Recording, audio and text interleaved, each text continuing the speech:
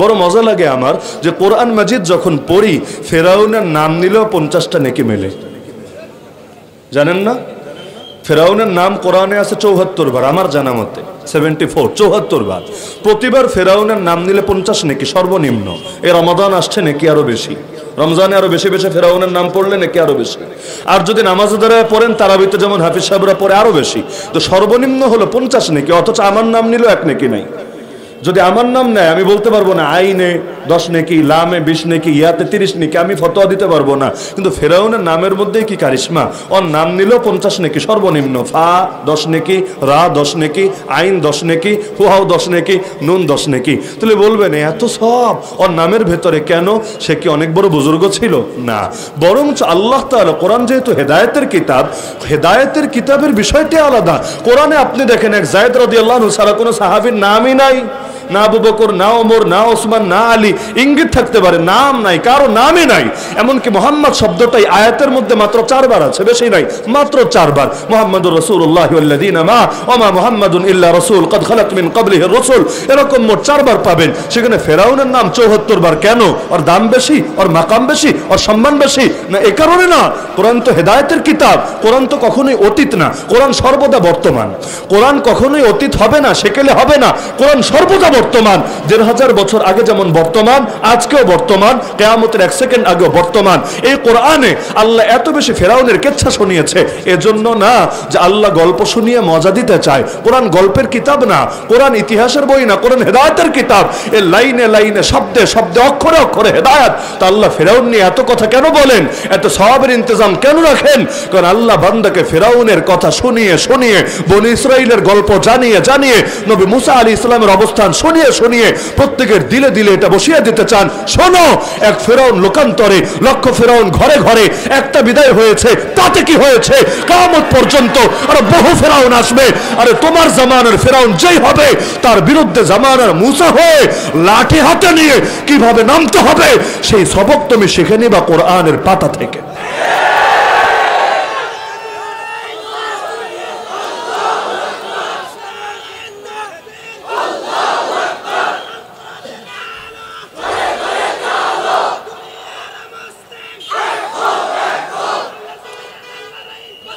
তো যেহেতু বাতিলের থিম একই থাকে, ওয়ালপেপার চেঞ্জ হয়, এজন্য পুরান মূলনীতি মেনেই হার জামানায় কাজ করা যায়। তো ফেরাউন বলেছিল আমি ভয় পাই নবী মুসার ব্যাপারে 2টা। 1 নম্বর ভয় হলো আইয়ুবাদদিলা দীনাকুম, সে তোমাদের দিনকে বদলে দেবে। দিন মানে রাত দিন এই দিন না, দিন মানে ধর্ম, আদর্শ।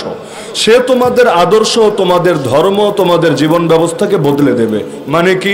এই যুগের ভাষায় বললে ধর্মের অপব্যাখ্যা করবে। ধর্ম হেফাজতের জন্য ফেরাউনের কত আন্তরিকতা! বাহ বাহ বাহ!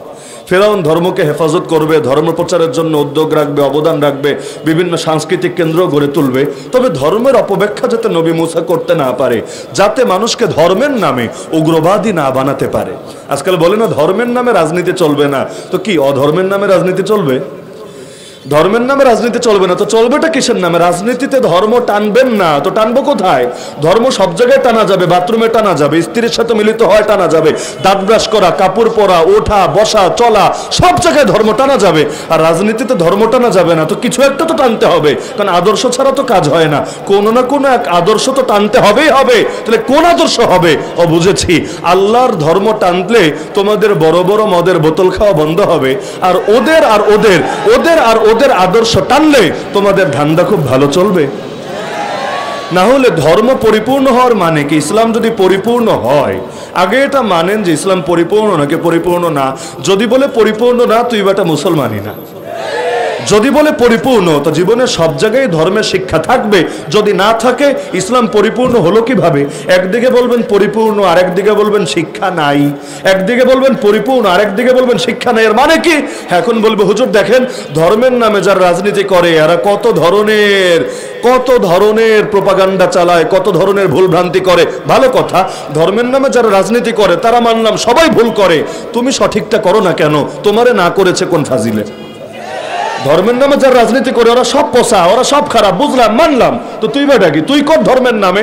ধর্ম তো কারো ব্যক্তিগত সম্পত্তি না। অমুকে ভালো মতো নামাজ পড়ে না, তো কি হয়েছে? তুমি পড়ো।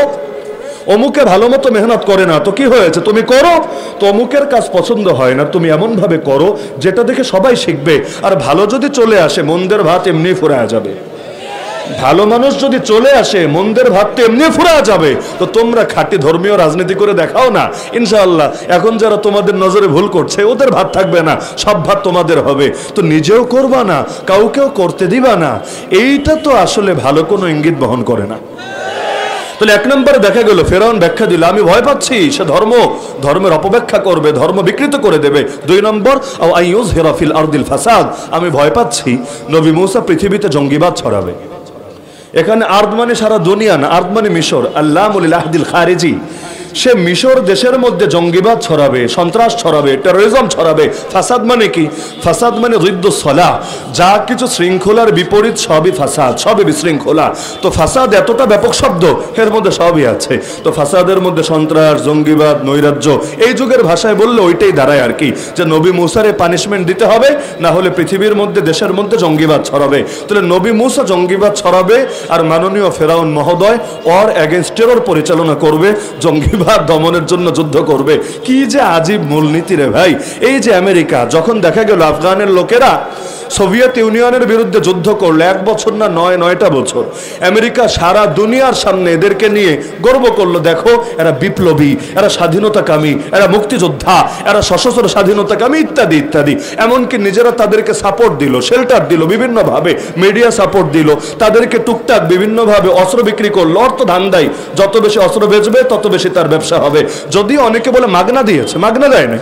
আব্দুল্লাহ আজম রহমতুল্লাহ আলী ক্লিয়ার করে গিয়েছে, মাগনা দেয় নাই, উচ্চ মূল্য দিয়েই বিক্রি করেছে, করুক, কিন্তু তারও অস্ত্র দরকার, ওরও পয়সা দরকার, যাক সবই হলো। তা 9 বছর পর্যন্ত আমেরিকা অস্ত্র বেচলো, তবুও জঙ্গি হলো না। তারা থাকলো মুক্তিযোদ্ধা, তারা থাকলো স্বাধীনতাকামী, তারা থাকলো বিপ্লবী, সব ঠিক আছে।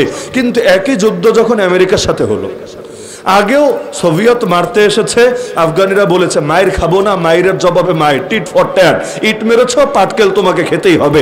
আমাদেরকে মারতে এসেছো, এবার তোমাদের কোমর ভাঙা হবে। ব্যাস, মারতে এসেছে, মরে নাই, নাম লাগায় দিল বিপ্লব, নাম লাগায় দিল স্বাধীনতা যুদ্ধ। আমেরিকাও তো একই কাজ করলো। 9/11-এর ঘটনার পর আফগানিস্তানে মারতে গেল নাকি মেজবানি করতে গিয়েছিল, নাকি দাওয়াত খাওয়াতে গিয়েছিল? মারতেই তো গিয়েছিল। তো অপশন তো 2টা, এক হলো চুপচাপ বসে বসে মাইর খাবে, যে তোরা মার, আমরা ললিপপ চাবাচ্ছি, কত মারতে পারবি মার, তোদের আছে বন্দুক, আমাদের আছে বুক, ইচ্ছা মতো তোরা মার, আমরা রক্ত দিতেই জানি, রক্ত নিতে জানি না, যত মারবি তত রক্ত দিব আর দিব আর দিব আর দিব। এমন ডায়লগ যদি দিত তাহলে আবার ভালোই বলতো দেখো কত ভালো ছেলে আফগানের ছেলেরা, এরা আসলেই স্বাধীনতাকামী, আসলেই ভালো। কিন্তু দেখা গেল তারা বলল মারতে এসেছো, এবার তোমারে মারা হবে। ব্যাস, 1 বছর না 2 বছর না 19টা বছর পর্যন্ত লড়াই চললো। এখন নাম লাগাই দিলে আফগানিস্তানে জঙ্গিবাদ চলছে। কেন? আগেরটা যদি স্বাধীনতা যুদ্ধ হয়, এটা জঙ্গিবাদ কেন? আগে এক দেশ মারতে এসেছে, মায়ের খায় নাই, প্রতিরোধ করেছে, সেটাতে বাহবা দিলা। এখন তুমি মারতে গিয়েছো, মায়ের খায় নাই, উল্টা জবাব দিয়েছে, এখনো তো বাহবা দেওয়া দরকার ছিল। নীতি তো একটাই থাকা দরকার, কিন্তু না, এই জালেমদের নীতি এক থাকে না। রাশিয়া যখন ইউক্রেনে হামলা চালায় তখন বলে ইউক্রেন মাজলুম, ইউক্রেন অসহায়, ইউক্রেন ভিকটিম, তার পাশে দাঁড়াতে হবে। আর ইসরায়েল যদি ফিলিস্তিনে হামলা চালায় তখন বলে না না, এই ফিলিস্তিন জঙ্গি, ফিলিস্তিন সন্ত্রাসী, ওদেরকে মারতে হবে, ওদেরকে শেষ করে দিতে হবে। আমি তো আজও মনে করি, আপনি দ্বিমত করতে পারেন, কিন্তু আমি মনে করি আজও যদি পশ্চিমারা, বিশেষ করে আমেরিকা যদি ঘোষণা দেয় ইসরায়েলের সঙ্গে আমাদের কোনো সাপোর্ট নাই, কোনো সহযোগিতা নাই, আমি বিশ্বাস করি আগামী 1 সপ্তাহের মধ্যে ফিলিস্তিন সংকটের সমাধান হয়ে যাবে। ইসরায়েল যা কিছু করছে, ওদেরকে পুরো দমে সাপোর্ট দিচ্ছে, শক্তি যোগাচ্ছে এই আমেরিকা এবং এই পশ্চিমারা। ওদের মদদেই পরিপুষ্ট হয়ে এরা আমাদের ভাইদের রক্তে জমিনকে রঞ্জিত করছে। তাহলে এক দেশে তুমি মাজলুমের পাশে দাঁড়াও, আর এক দেশে তুমি জালেমের পাশে দাঁড়াও, আসলে কাহিনীটা কি? তুমি কি চাও? সে কি চাও এটা বুঝতে বাকি থাকে না। দাজ্জালের যেমন এক চোখ, ওদেরও এক চোখ। ওরা নিজেদের লোকদেরকে যেভাবে দেখে, বাকি দুনিয়ার মুসলমানদেরকে সেভাবে দেখতে পারে না। এজন্যই তো কে কি চায় আর কে কি চায় না এগুলো দেখা মুসলমানদের কাজই না। কে ভালো বললো, কে মন্দ বললো। নবী যদি চাইতেন যে তাকে সবাই ভালো বলুক, নবীর জন্য এটা বড় সহজ ছিল, কারণ 40 বছর পর্যন্ত তাকে সবাই ভালো বলে এসেছে। তার চরিত্রে কোনো দাগ নাই, তিনি মাসুম, আল্লাহ নিজে তাকে গাইড করেন, নিজে হেফাজত করেন। আমাদের তো অজান্ত ভুল হয়ে যায়, হয়, স্বাভাবিক ব্যাপার। কিন্তু তাকে তো আল্লাহ এমনভাবে গাইড করেন যে তার প্রতিটা পদাঙ্ক, প্রতিটা পদক্ষেপ এটা রব্বুল আলামিনের পক্ষ থেকেই নিয়ন্ত্রিত, এবং আল্লাহ নিজেই তাকে সদা সর্বদা ওহীর মাধ্যমে গাইড করছেন। তো নবী যদি চাইতেন সবার মন জুগিয়ে চলবেন, পারতেন, কিন্তু সবার মন জুগিয়ে চললে আর যাই হোক হকের বিজয় তো হবে না। তা আবু জাহাল আবু লাহাবরা খেপেছিল কেন? এটাই তো ছিল মূল পয়েন্ট। খেপেছিল এ কারণে ওরা জানতো নবীকে মানলে নিজেদের সার্বভৌমত্ব আর থাকবে না। সর্বযুগে জাহেলিয়াতের সঙ্গে ইসলামের মূল লড়াইটাই এখানে। ওরা চায় নিজেদের সার্বভৌমত্ব, আর মুসলমান চায় আল্লাহর সার্বভৌমত্ব। লিখে রাখেন, এই বাংলাদেশে যতদিন পর্যন্ত আল্লাহ সার্বভৌমত্ব প্রতিষ্ঠা করতে পারবেন না, যে যাই বলুক, যে যাই করুক, এই দেশে কোশ্চিনকালেও শান্তি এবং মুক্তি আসা সম্ভব না। কারণ দুনিয়া সবাই ধান্দা করে চলে, সবাই, প্রত্যেকের কোনো না কোনো একটা ধান্দা থাকে, একটা পক্ষ থাকে। এই নিরপেক্ষ শব্দটাও ভণ্ডামির শব্দ। পৃথিবীতে কেউ নিরপেক্ষ না, সবাই কোনো না কোনো পক্ষ। সুতরাং ওদেরকে মাইনা সারা দুনিয়াতে শান্তি করা সম্ভব না। কারণ শান্তির মালিককে, মুক্তির মালিককে। নিরপেক্ষতা আবার কিসের? হয়তো তুমি হকের পক্ষে, না হলে বাতিলের পক্ষে, হয়তো আলোর পক্ষে, না হলে অন্ধকারের পক্ষে, হয়তো রহমানের পক্ষে, না হলে শয়তানের পক্ষে। নিরপেক্ষ আবার কিসের? আমি জিজ্ঞাসা করলাম তুমি কি? বলল পুরুষ। তুমি কি? নারী। তুমি কি? নিরপেক্ষ। এরকম যদি কেউ বলে নারীও না পুরুষও না, নিরপেক্ষ, আরে আপনারা কি বলেন? যদি কখন এমন হয় যে ঘোড়া আর গাধার মিলন হয়েছে, প্রেম তো আবার বাধা মানে না, কোনো সীমানা মানে না, তো ঘোড়া আর গাধা প্রেমে পড়ে গেল। প্রেম নাকি আবার ফিজিক্যাল না করলে পূর্ণতা পায় না, তো বেচারাও তারা ফিজিক্যাল রিলেশনে জড়ায় গেল। তাদের ঘর আলোকিত করে একটা কিউট বেবি পয়দা হলো।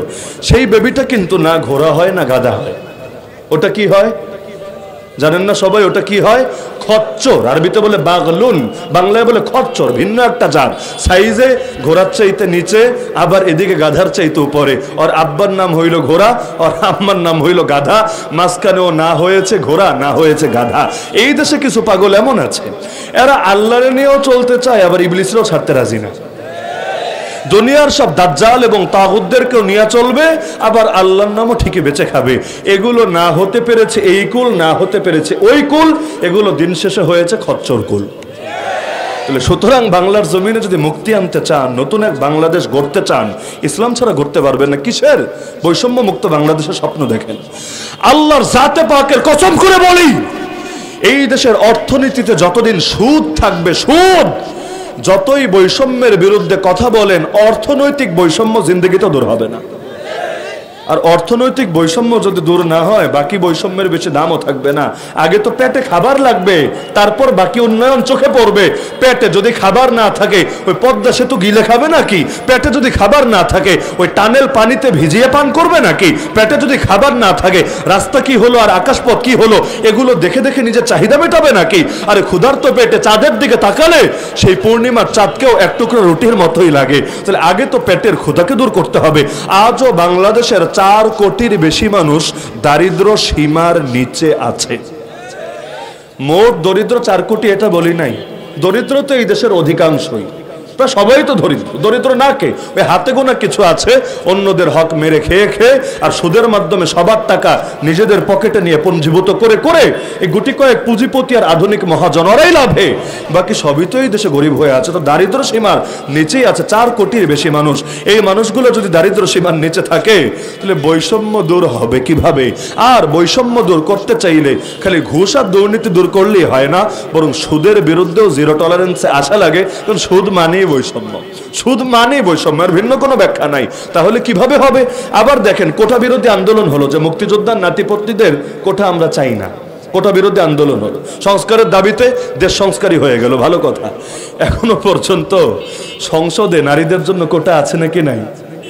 মুক্তিযোদ্ধা কোটার বিরুদ্ধে আন্দোলন হয়ে ফ্যাসিজমের বিদায় হলো, তাদের দাফন হলো। তো নারীদের কোটা কোন যুক্তিতে? নারীরা কি পুরুষের সাথে নির্বাচনে স্বাভাবিকভাবে দাঁড়ায় না? ইসলাম কি বলে না বলে এটা রাখেন, ওরা তো ইসলাম মানেই না।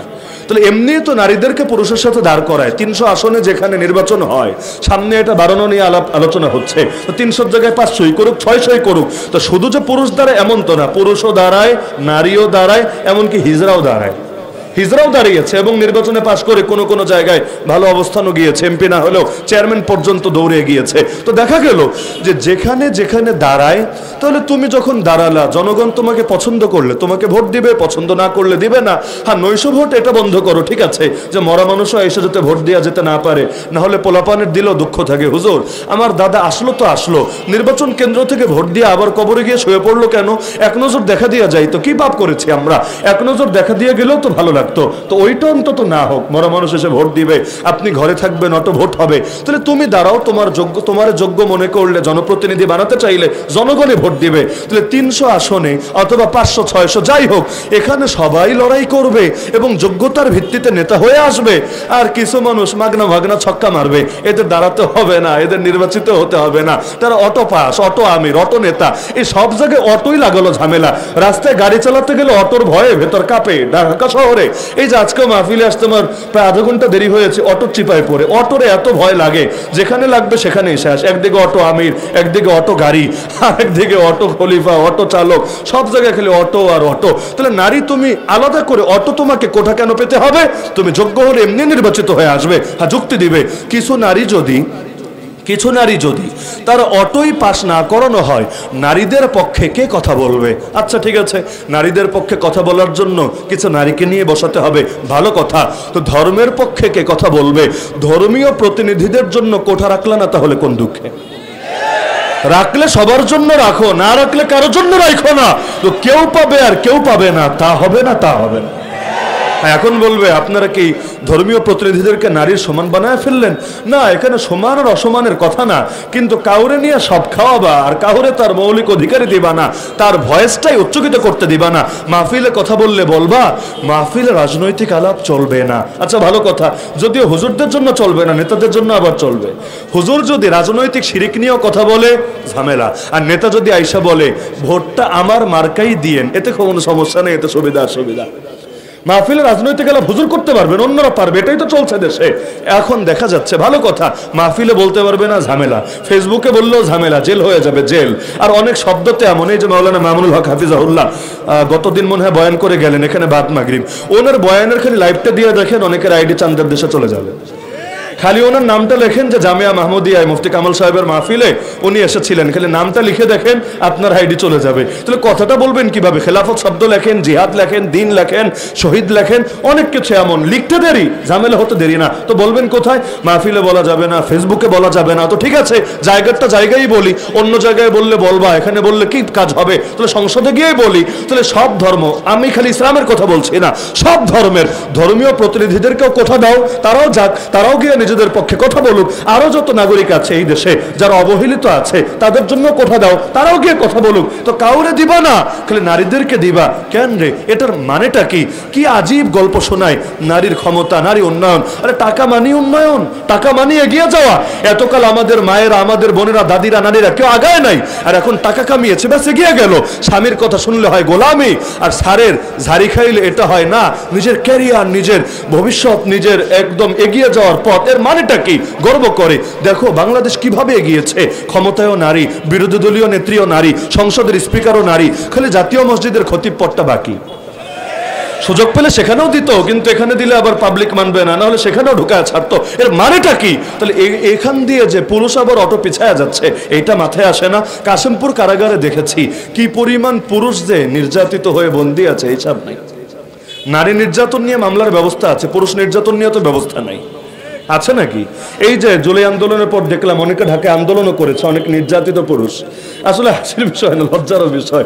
অনেক নির্যাতিত পুরুষের আন্দোলন করেছে যে বিভিন্ন নারী, কেউ হয়তো পরকীয়া আক্রান্ত, কেউ ঝামেলা আক্রান্ত, প্রতিবাদ করার কারণে মিছে মামলা খেয়েছে। তাহলে নারী নির্যাতনের মামলা থাকলে পুরুষ নির্যাতনের মামলা নাই কেন?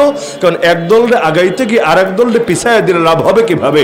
ইন্ডিয়ারে আগাইতে গেলে যদি চায়না পিছায় যায়, এতে ঝামেলা হয়, ওরা নারাজ হয়। আবার আমেরিকারে আগাতে দিয়ে আরেক দল পিছায় গেলে তারা নারাজ হয়। তো দুনিয়ার সব বাতিলরা আগাইতে দিয়ে আল্লাহ যে নারাজ হয়, এটা মাথায় আসে না। সুতরাং সব কথার মূল কথা, দিনকে বিজয়ী করতে হবে, দিনকে সাহায্য করতে হবে, না হলে আল্লাহর সাহায্য পাওয়া যাবে না।